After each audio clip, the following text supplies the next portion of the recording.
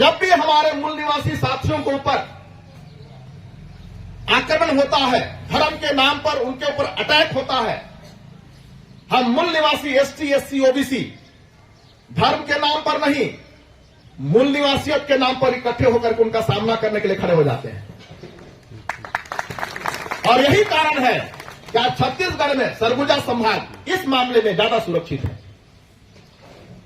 और हम एक गारंटी के साथ कह सकते हैं, आने वाले समय में हम उनका बिल्कुल डटकर और खुलकर सामना भी करेंगे।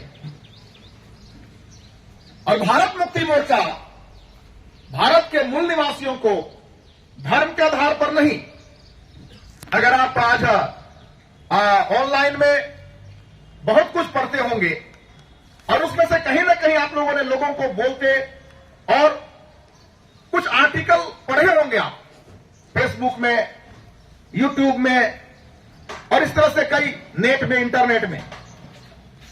2001 में 21 मई 2001 में एक रिसर्च हुआ था सारे भारत के लोगों का, उसको डीएनए रिसर्च कहा गया है। आप में से कई लोग डॉक्टर यहां पर बैठे हैं और आप उसको अच्छी तरह से समझते हैं। डीएनए रिसर्च, हमारे पूर्वज कौन थे और हम जो आज एसटी, एससी, ओबीसी और इनमें से धर्म परिवर्तित लोग कौन हैं, इसको पता लगाने का एक साइंस द्वारा इजाद किया गया एक प्रयोग है, रिसर्च है। और उसके तहत यह पाया गया एससी, एसटी, ओबीसी और इनमें से तमाम धार्मिक अल्पसंख्यक जो पाए जाते हैं भारत में, उनका डीएनए एक है। उसको साधारण भाषा में कहें तो उनका खून एक है। इसका मतलब आज हमारे ही लोगों को धर्म के आधार पर हमारे खिलाफ में करके, अपने ही भाइयों को, खून के भाइयों को हमारे खिलाफ में करके हमारे साथ लड़ने भिड़ने को तैयार किया जाता है और हमारे साथ दुर्व्यवहार उन्हीं के द्वारा अर्थात हमारे ही भाइयों के द्वारा किया जाता है।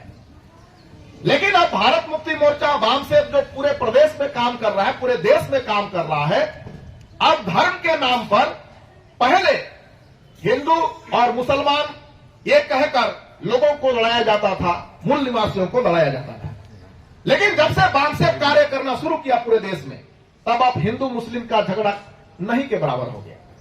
अब ईसाई और हिंदू का करने का चल रहा है या नहीं चल रहा है? सबसे ज्यादा चल रहा है, पूरे देश में चल रहा है।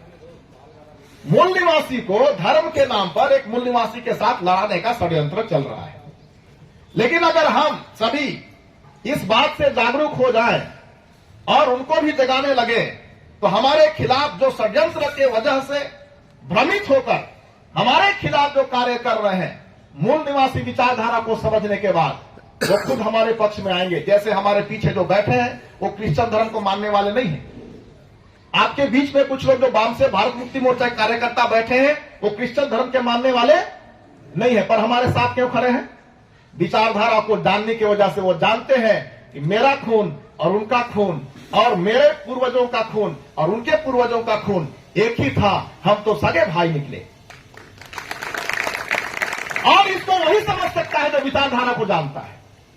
और जब हमारे एसटी, एससी, ओबीसी के भाई लोग जो हमारे खिलाफ में षड्यंत्र के तहत हमें मारते पीटते हो, जब समझ जाएंगे कि ये जो ईसाई धर्म मानने वाले तो हमारे ही पुरखे के लोग हैं, हमारे ही खून के लोग हैं, तब जैसे यहां विलास खराब साहब ने माननीय केडी त्रियु गले लगाया, वैसे वो भी आकर हमको गले लगाएंगे। कभी नहीं मारने पीटने की बात होगी। तो साथियों में काम करने की जरूरत है। और आज जो यहां पर हम सभा इसको कर रहे हैं, बहुत लोगों को भ्रमित करने का कार्य किया गया कि आचार संहिता लग गया है, कैसे कार्यक्रम होगा, नहीं हो रहा होगा। बहुत लोग नहीं आए, वही कारण हो सकता है। पानी तो अपना खेला कर दिया, अलग बात है। और ये भी बात होता है कि हर कार्यक्रम में बरसात हमारे ऊपर आ गिरता है। इससे यह साबित होता है कि कई लोग बोल रहे थे गर्मी में कैसे होगा, गर्मी में कैसे होगा, कूलर ला के रखा, ले कूलर भी यूजलेस हो गया। इसका मतलब हम जो मूल निवासी हैं, हम जब इकट्ठे होते हैं तो प्रकृति भी झूम उठती है। इस बात को ध्यान रखिए। हम मूल निवासी विचारधारा के आधार पर हम भारत के मालिक लोग हैं और भारत का संविधान पूरी आजादी देता है कि हम किसी भी धर्म को अपने विवेक के अनुसार उसको मान सकते हैं, ग्रहण कर सकते हैं और इतना ही नहीं उसका प्रचार प्रसार भी कर सकते हैं। अब हमें जैसा बोरकर साहब ने कहा, दोस्त और दुश्मन की पहचान नहीं होने के कारण आज हमारे बीच में समस्याएं बनी हुई हैं। जिस दिन हम दोस्त और दुश्मन की पहचान करने लग जाएंगे, हम लोग खुद अपनी समस्या का समाधान कर लेंगे। किसी की आवश्यकता नहीं होगी कि हमारी समस्या का कोई समाधान करे। हमें मांगने की आवश्यकता नहीं होगी कि हमें ये दे दो, हमें ये अधिकार दे दो, हमें वो अधिकार दे दो। हम लोग खुद अधिकार ले लेंगे और अधिकार देने लग जाएंगे। अधिकार देने की बात हम करेंगे, किसको क्या अधिकार देना है वो हम डिसाइड करेंगे। और इस तरह से इसी व्यवस्था को परिवर्तन करने के लिए वामसेप और भारत मुक्ति मोर्चा मूल निवासी विचारधारा के आधार पर इस देश के मूल निवासियों को जोड़ रहा है। और इसी कड़ी में हम आज इस रायपुर के इस धरती पर, इस जगह पर राष्ट्रीय क्रिश्चियन मोर्चा, Bharat Mukti Morcha, SC ST OBC के लोग यह धार्मिक रूप से नहीं परंतु DNA हमारे खून के आधार पर और विचारधारा, मूल निवासी विचारधारा के आधार पर हम यहां पर एक मन और एक दिशा में काम करने के लिए यहां पर इकट्ठे हुए हैं।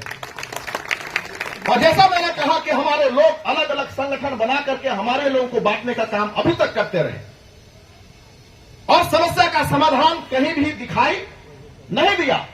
हमारे अध्यक्ष महोदय ने कहा कि 3 दिन तक जो मुर्दा गड़ा हुआ था उसको भी निकाल करके अलग जगह में गाड़ने को इन्होंने मजबूर कर दिया।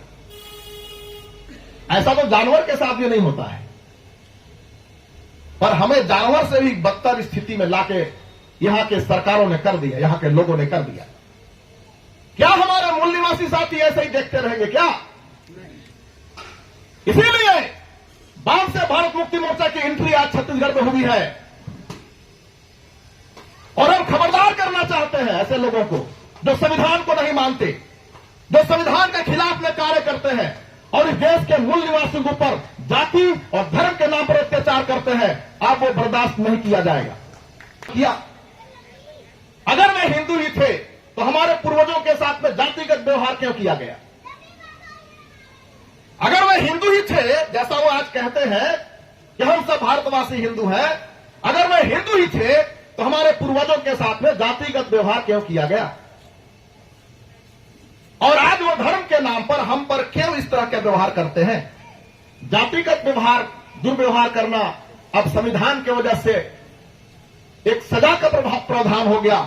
जातिगत व्यवहार करना एक असंवैधानिक कार्य हो गया, गैर कानूनी कार्य हो गया। इसलिए वो डर करके संविधान की वजह से अब धर्म के नाम पे कर रहे हैं। लेकिन ये भी ज्यादा दिन तक नहीं चलने वाला है।